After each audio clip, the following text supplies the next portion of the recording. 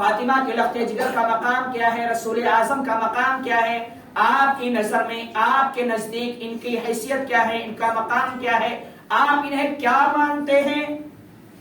جب آپ سوال کرو گے تو اعلیٰ حضرت جب بیٹھیں گے جواب دینے کے لیے تو قلم ہاتھ میں ہوگا، لیکن نظر میں گنبد خضرا کی وہ سبز سبز گنبد نظر آ رہے ہوں گے۔ رسول اعظم کے روزے کی جالی اپنی نگاہوں میں بچھا کر وہ بیٹھتے تھے، عشق رسول کو سینے میں بچھا کر بیٹھتے تھے۔ جب بھی رسول اعظم کے بارے میں کوئی بات لکھنا چاہتے تھے تو سب سے پہلے وضو فرمایا کرتے تھے، اور وضو فرمانے کے بعد زبان پہ درودوں کی ڈالیاں نچھاور فرماتے۔ اعلیٰ حضرت بتائیں تو آپ کی بارگاہ میں ان کا مقام کیا ہے؟ یہ ننھے نواسے ہیں، ان کا مقام کیا ہے؟ اعلیٰ حضرت قلم لے کر بیٹھ جاتے ہیں، زبان پر درودوں کی ڈالی نچھاور ہے، نگاہوں میں گنبد خضرا ہے، رسول اعظم کے روزے کی جالی ہے، زبان پر درود شریف پڑھ رہے ہیں، رسول اعظم کو تصور میں بچھائے ہوئے ہیں، اور عرض کرتے ہیں یا رسول اللہ تیری نسل پاک میں ہے بچہ بچہ نور کا، اور تو ہے نور تیرا سب گھرانہ نور کا۔ یہ اعلیٰ حضرت فرماتے ہیں کہ مجھ سے سننا ہے کہ حسنین کیا ہیں، فاطمہ کیا ہیں، حضور کیا ہیں، قیامت تک آنے والی حضور کی نسلیں کیا ہیں، تو سن لو تیری نسل پاک میں ہے بچہ بچہ نور کا، اور خود تو عین نور ہے، تیرا سارا گھرانہ نور کا۔ کہ یا رسول اللہ نور کا چشمہ، نور کا سمندر آپ ہیں، اور جتنی آپ کی اولاد ہیں، آپ کی نسلیں ہیں، وہ سب اسی نور کے چشمے کا قطرہ ہے، سب نور ہے، اور جب سب نور ہے تو ان کا مقام بھی سب سے اعلیٰ اور افضل ہوگا، اور یہی اعلیٰ حضرت ہیں۔ آپ کو بتاؤں میں اعلیٰ حضرت کے ایک شاگرد تھے، حضور شیر بے شیر اہل سنت علامہ حشمت علی خان علیہ الرحمہ، یو پی کے، آپ کے خلیفہ بھی تھے اور آپ کے شاگرد بھی تھے۔ یہ کیا کرتے تھے معلوم ہے؟ پیلی بھیت میں، آپ نے سنا ہوگا پیلی بھیت میں مزار شریف ہے، پیلی بھیت کے تھے، اور پیلی بھیت میں مدرسہ چلاتے تھے جس میں بچوں کو پڑھاتے تھے۔ اعلیٰ حضرت کی سوچ دیکھیں کہ سادات کے بارے میں کیا ہے۔ آج کچھ لوگ نا اعلیٰ حضرت کی ذات پہ اعتراض بھی کرتے ہیں، معاذ اللہ ثم معاذ اللہ، کہ اعلیٰ حضرت سادات کے بارے میں ایسے تھے ویسے تھے، اور کچھ لوگ یہ کہتے ہیں کہ اعلیٰ حضرت کو لوگ سادات سے بڑھا دیتے ہیں۔ اعلیٰ حضرت نے سادات کے قدموں کو چوما بھی ہے، ان کو کیسے بڑھایا جا سکتا ہے، وہ کیسے بڑھ سکتے ہیں؟ اعلیٰ حضرت کے اس شاگرد اور خلیفہ حضور شیر بے شیر اہل سنت بچوں کو پڑھا رہے تھے، ان کے مدرسے میں ایک بچہ سید تھا۔ سنو فضیلت کیا ہے، سید تھا اور لیکن پڑھنے میں کمزور تھا۔ یہ بہت بڑا چیلنج ہو گیا ان کے سامنے کہ پڑھنے میں کمزور ہے تو پڑھاؤں کیسے؟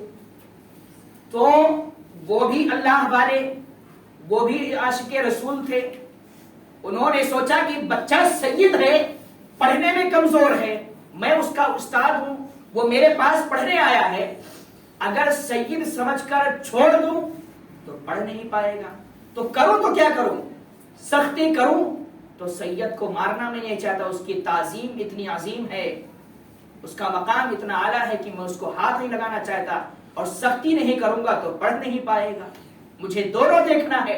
وہ فیصلہ نہ کر سکے، کیا کیا؟ پیلی بھیڑ سے ٹرین پکڑے بریلی پہنچ گئے، چلو عاشق رسول سے ہی فیصلہ کراتے ہیں کہ ایسی حالت میں کیا کیا جائے گا۔ بریلی شریف اعلیٰ حضرت کی بارگاہ میں پہنچے، حضور شیر بے شیر اہل سنت پہنچتے ہیں،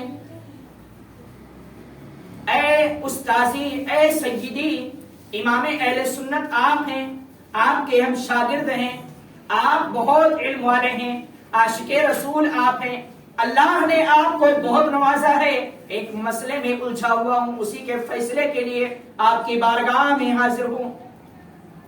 اعلیٰ حضرت نے فرمایا بتاؤ بات کیا ہے، کیا پوچھنا چاہتے ہو؟ انہوں نے کہا بات ایسی ہے کہ میرے طلبہ میں، میرے شاگردوں میں ایک بچہ سید ہے، پڑھتا ہے، کلاس میں ہے، لیکن حال یہ ہے کہ ذہنی اعتبار سے کمزور ہے، پڑھائی میں کمزور ہے، میں سوچتا ہوں کروں تو کیا کروں اس بچے کے ساتھ، کہ اگر سختی نہ کروں تو پڑھ نہیں پائے گا، اور میری سوچ یہ کہ سید ہے، سختی کروں گا تو گستاخی ہو جائے گی۔ اعلیٰ حضرت نے فرمایا کہ جاؤ اور پہلے زبان سے کام لینا، سمجھانا بجھانا، کوشش کرو کہ تمہارے سمجھانے سے وہ علم حاصل کرنے ہاتھ نہیں لگانا، چھڑی نہیں لگانا۔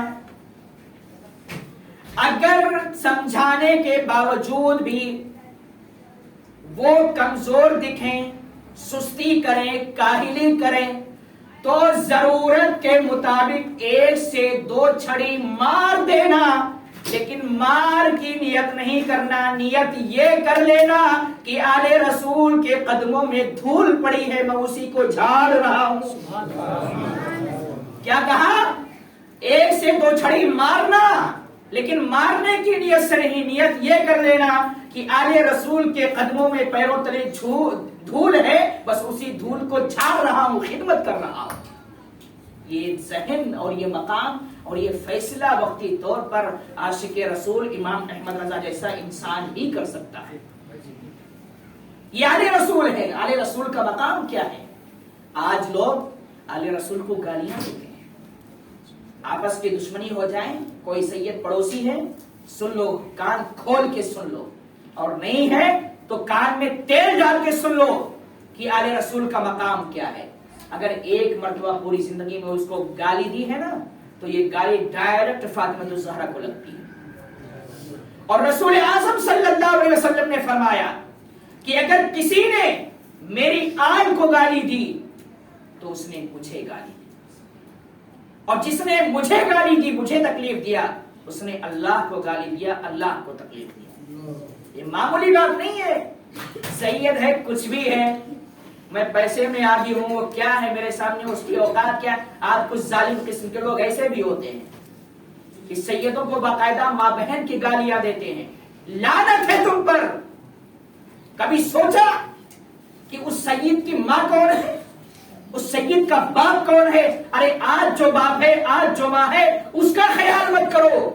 جو بھی سید اس دنیا میں قیامت تک آتے رہیں گے، ان کی اصلی ماں فاطمہ الزہرا ہے، اور جو ان کو تکلیف دے گا وہ فاطمہ کو تکلیف دے گا، جو ان کو گالی دے گا وہ فاطمہ کو گالی دے گا، جو ان کی غیبت کرے گا، برائی کرے گا، وہ فاطمہ کی برائی کرے گا۔ اور حضور فرماتے ہیں میری لخت جگر کو جو تکلیف دے گا وہ مجھے تکلیف دے گا۔ آج آپ اپنے معاشرے میں دیکھیں، سوچیں، کتنے سید ہیں اور پڑوسیوں کے محلے والوں کے کتنے ان سے دشمنیاں چل رہی ہیں، اور ماں بہن کی گالیاں دھڑام دھڑام دے رہے ہیں۔ ایسا لگ رہا ہے ان کے ابا کی جاگیر ہے، جو چاہے وہ بولتے رہے۔ سنو، ایک بات بتاتا ہوں، ایک اللہ والے کی بات بتاتا ہوں۔ یہ آج جیسے گالی باز انسانوں کی بات نہیں کر رہا ہوں، ایک اللہ والے کی بات کر رہا ہوں۔ ایک سید سے ان کا کچھ جھگڑا ہو گیا، بحث ہو گئی۔ نیک تھے بیچارے، نماز کے پابند تھے، اللہ والے تھے۔ غصے میں انہوں نے اس سید کو ایک چماٹ مار دیا۔ جب چماٹ مار دیا، سید غصہ ہو گئے، رونے لگے، تو کچھ نہیں کہا، کمزور تھے، چھوٹے تھے عمر میں، کچھ نہیں کہا۔ لیکن اب سنیں کیا ہوتا ہے۔ یہ جناب رات میں جب سوئے تو خواب کیا دیکھا کہ میرے خواب میں رسول اعظم آ رہے ہیں۔ خواب میں رسول اعظم صلی اللہ علیہ وسلم تشریف لائے، انہوں نے سلام کیا، الصلاۃ والسلام علیک یا رسول اللہ۔ رسول اعظم ناراض تھے، جواب تو دیا لیکن ان کا جواب دے کے منہ پھیر لیا۔ یہ کہتے ہیں یا رسول اللہ، آپ مجھ سے ناراض ہیں، آپ چہرہ کیوں پھیر رہے ہیں؟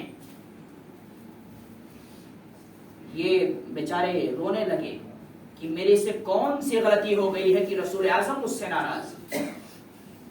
رسول اعظم نے اپنا چہرہ ان کی طرف گھمایا اور کہا میں اس لیے ناراض ہوں کہ کل تو نے مجھے چماٹ مارا ہے۔ سنیے گا کیا کہا رسول اعظم نے کہ کل تو نے مجھے مارا ہے۔ یہ تعجب میں پڑ گئے، یا رسول اللہ میں نے آپ کو کب مارا، اور کون سا امتی آپ کو مار سکتا ہے بھلا، ایسا کیسے ہو سکتا ہے؟ تو آپ نے فرمایا کل تو نے میری آل کو مارا تھا، تجھے یاد ہے؟ تو وہ بالکل خاموش ہو گئے. ہاں یا رسول اللہ مارا تھا. رسول اعظم نے اپنا آستین اٹھایا, کلائی دکھائی اور کہا یہ دیکھ تو نے میری آل کو مارا ہے لیکن اس کی چوٹ مجھے لگی ہو, میرا ہاتھ سوجا ہوا ہے. کیا فرمایا؟ تو نے میری آل کو مارا ہے لیکن وہ چوٹ مجھے لگی ہے اور میرا ہاتھ سوجا ہوا ہے. بتانا کیا چاہ رہے ہیں؟ بتانا یہ چاہ رہے کہ کسی بھی میری آل کو, قیامت تک آنے والی کسی بھی سید کو مارو گے بلا وجہ, گالی دو گو تو وہ مار مجھے پڑے گی اور وہ گالی مجھے پڑے گی. اور جو امتی رسول اعظم کو گالی دے, رسول اعظم کو مارے, معاذ اللہ ثم معاذ اللہ, حلوہ سمجھتے ہیں ہم کہ سید ہے, کچھ بھی ہے, گالی. آج تو میں نے ایسے لوگوں کو دیکھا ہے, سنا ہے کہ سیدوں کی بات چلتی, سید ہیں بیچارے لیکن ان کی دشمنیاں آپس میں چل رہی ہیں زمانے سے, ان کا نام ان کے سامنے آتا ہے تو فوراً ماں بہن کی گالی نکل جاتی ہے. اس کی تو ایسی, اس کی بات مت کرو, وہ ایسا ہے, وہ ویسا ہے. یاد رکھ لو, ایک بات بتاتا ہوں, شریعت کا قانون بتاتا ہوں, سید کیسا بھی ہو, گنہگار ہو, کیسا بھی ہو, عام امتی پر اس کی تعظیم واجب ہے, اس کی عزت کرنا, اس کی تعظیم واجب ہے ہم پر اور آپ پر. جو سید نہیں ہے, غیر سید پر سید کی تعظیم کیا ہے؟ واجب ہے. یہاں تک کہ اگر وہ گمراہ بھی ہو جائے تو بھی اس کی تعظیم واجب ہے جب تک کہ وہ حالت کفر پر نہ پہنچے. یہ مقام ہے ان کا. کیوں کہ رسول اعظم صلی اللہ علیہ وسلم نے فرمایا کہ جب تک وہ اسلام پر ہے, جب تک اس کی تعظیم ہے, اور اسلام سے خارج ہو گیا تو وہ میری نسل سے ہی خارج ہو جائے گا. اس لیے اب اس کی تعظیم ضروری نہیں رہ جاتی ہے. تو سادات کرام کا مقام یہ ہے. اور سادات کرام کا مقام کیا ہے؟ چلیے اعلی حضرت ہی کی بارگاہ میں چلتے ہیں اور دیکھتے ہیں کہ آپ کے نزدیک ان سادات کا مقام کیا. اہل بیت معمولی ہے, اہل بیت. ان ظالموں نے, یزیدیوں نے, ابن زیاد نے جو کیا, کرسی کی لالچ میں کیا, لیکن ان کا مقام کیا ہے؟ اعلی حضرت فرماتے ہیں کہ ایک مرتبہ مجھے کہیں جانا تھا اور میرے لیے پالکی میرے دروازے پر حاضر ہے. میں پوری تیاری کے ساتھ جبہ پہن کر, امامہ شریف پہن کر نکلا اور پالکی اٹھانے والے جو مزدور تھے وہ, میں اس میں بیٹھا, وہ اٹھا کر لے کر چل پڑے. اعلی حضرت رضی اللہ تعالیٰ تھوڑی دور ہی چلے تھے کہ چیخ پڑتے ہیں کہ پالکی کو روک دو, مجھے سید کی خوشبو آ رہی ہے, یہاں سے سید کی خوشبو آ رہی ہے, پالکی روک دو.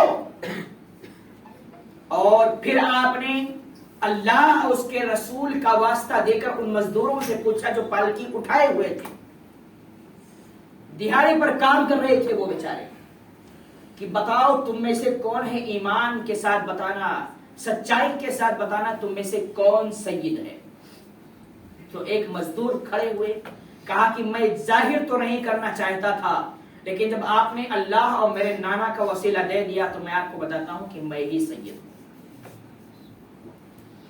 حضور سیدی اعلی حضرت جیسا امام, عالم, فاضل, مفسر, محدث, مجدد, سب کچھ ہے, اپنے زمانے کا اتنا بڑا علم والا ہے کہ اس کے مقابلے میں کوئی نہیں ہے. لوگ ان کے دیدار کے لیے بھیڑ لگایا, ہجوم لگایا کرتے تھے اس دور میں. جیسے ہی اس مزدور نے کہا کہ میں ہی سید ہوں, اعلی حضرت اس مزدور کے قدموں پہ گر جاتے ہیں کہ مجھ سے بہت بڑی گستاخی ہو گئی ہے, مجھے معاف کر دو, مجھے معاف کر دو. وہ مزدور بھی بیچارہ بھلے سے سید تھا لیکن اعلی حضرت کا مقام کیا تھا اسے بھی معلوم تھا. وہ شرمندہ ہو گئے اور وہ خود شرمندگی محسوس کرے کہ اب میں کیا کروں. اعلی حضرت ضد پر اڑے ہیں کہ معاف کر دو. نہیں, تمہارا مقام تو یہ ہے کہ کل قیامت کے دن جب تمہارے نانا شفاعت کریں گے اور تم وہاں پر رہو گے تو تمہیں بھی شفاعت کا موقع دیا جائے گا.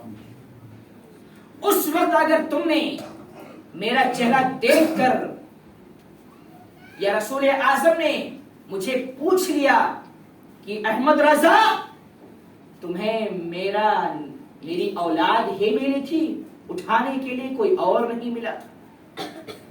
اعلی حضرت فرماتے ہیں میں اس وقت کون سا جواب دوں گا, میرے پاس کوئی جواب نہیں ہوگا. اے نواز رسول مجھے معاف کر دو، کہیں ایسا نہ ہو کہ اسی عمل کی بنیاد پر مجھے جہنم میں ڈال دیا جائے۔ اعلیٰ حضرت جیسا امام ضد پہ اڑے ہیں، منتیں کر رہے ہیں، پیر پہ گرے ہیں، اور سارا ہجوم جو اعلیٰ حضرت کی خدمت میں لگا ہوا تھا وہ سب دنگ رہ گئے کہ اتنا بڑا انسان، اتنی بڑی شخصیت ایک مزدور کے قدموں میں گری، لیکن انہیں کیا معلوم کہ اس مزدور کا مقام کیا ہے۔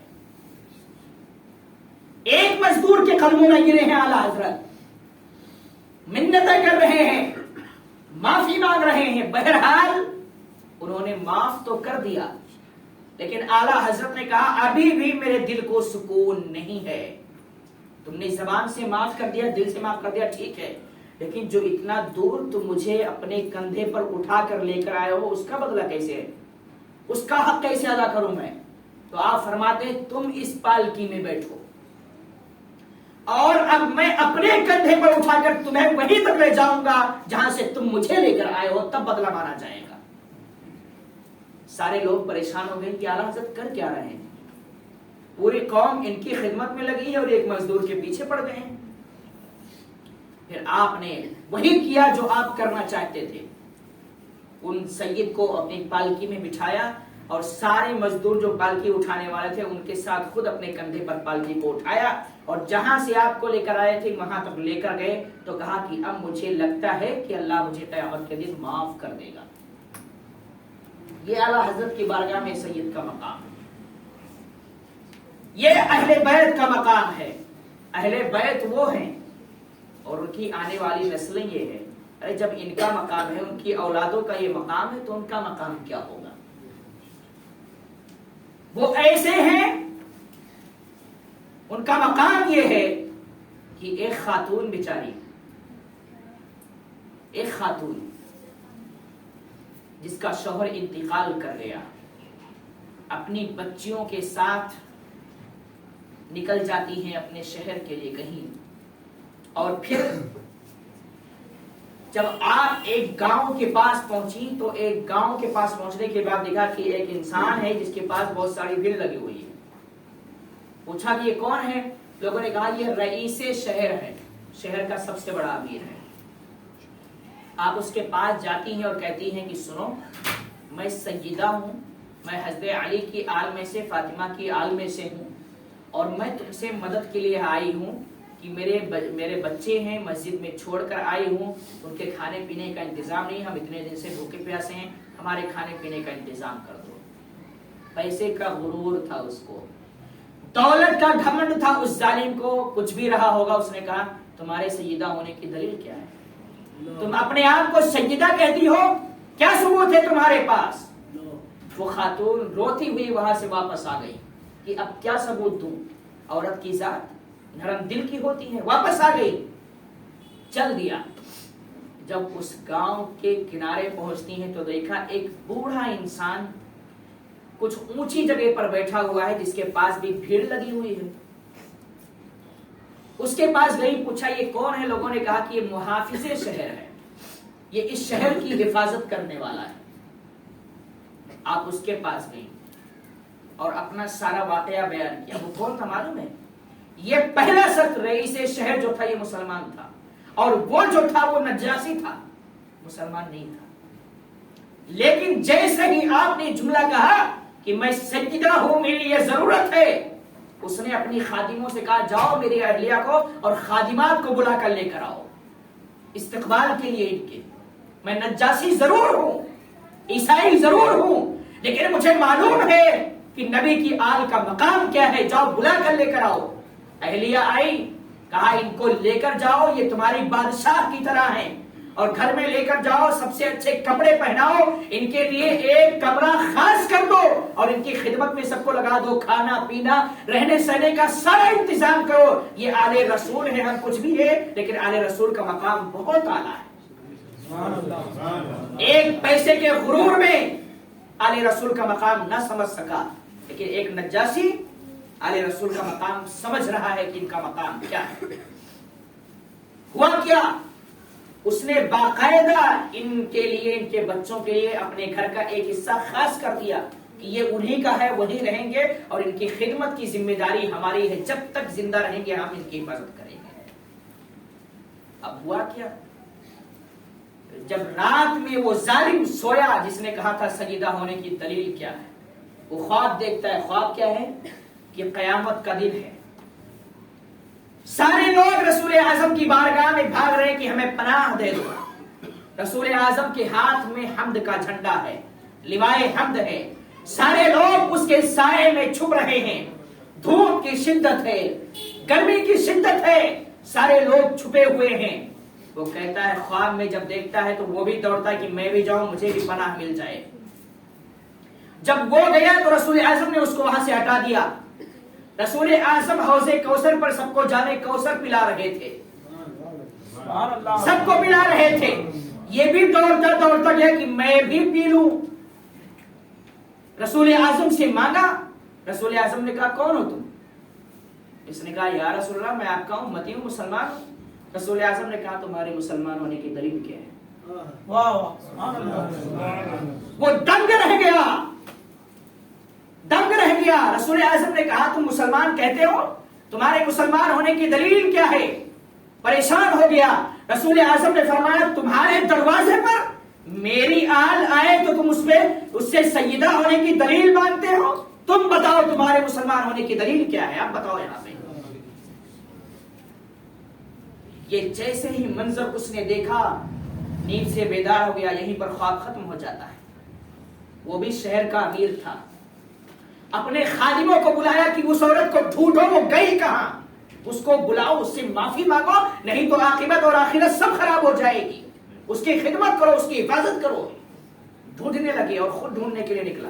رئیس شہر جو کبھی کرسی نہیں چھوڑتے ہیں، جب خواب میں رسول اعظم نے یہ فرما دیا کہ تمہارے مسلمان ہونے کی دلیل کیا، تو پتہ چل گیا کہ اب تو آخرت برباد ہے، کچھ کرو نہیں تو گئے کام سے۔ ڈھونڈنے کے لیے نکلے، ڈھونڈتے ڈھونڈتے اسی نجاشی کے گھر پہنچے۔ پتا چلا کسی نے بتایا کہ فلاں عورت جو تھی وہ ان کے گھر گئی ہے۔ نجاشی کے پاس گئے، کیا کہا؟ ان جناب کو خواب میں دکھایا گیا۔ خواب میں کیا دکھایا گیا ان کو معلوم ہے؟ کہ باقاعدہ جنت میں گھر بنے ہوئے ہیں اور جو اس عورت کو کی حفاظت کرے گا، کھلائے گا، پلائے گا، وہ گھر اسی کا ہوگا۔ اب جب اس نجاشی کے پاس گئے، کہا وہ خاتون آپ کے پاس ہے؟ ہاں میرے پاس۔ انہیں ہمارے حوالے کر دیجیے۔ اس نجاشی نے کہا کچھ بھی ہو سکتا ہے لیکن یہ کبھی نہیں ہو سکتا کہ میں اس کو آپ کے حوالے کر دوں۔ میری قسمت چمک گئی ہے کہ ایک سیدہ کو خدمت کرنے کا موقع مل گیا ہے۔ اس نے لالچ دیا، رئیس شہر تھا، دولت کا غرور تھا، لالچ دیا اتنے درہم لے لو، اتنے درہم لے لو، لیکن ہمارے حوالے کر دو۔ اس نے کیا کہا؟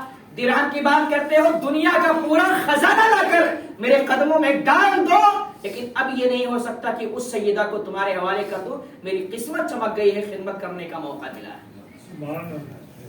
بہرحال جب اس رئیس نے دیکھا کہ بھائی پلٹنے کا تو نام نہیں لے رہے ہیں، اب موقع نہیں ہے، حوالے تو نہیں کریں گے، اس نے اتنی اجازت چاہی کہ اجازت دے دو، کم از کم معافی تو مانگ لیں ان سے، معاف کر دیں، ورنہ اگر وہ معاف نہیں کریں گی تو یہیں سے جہنم کا فیصلہ ہو جائے گا۔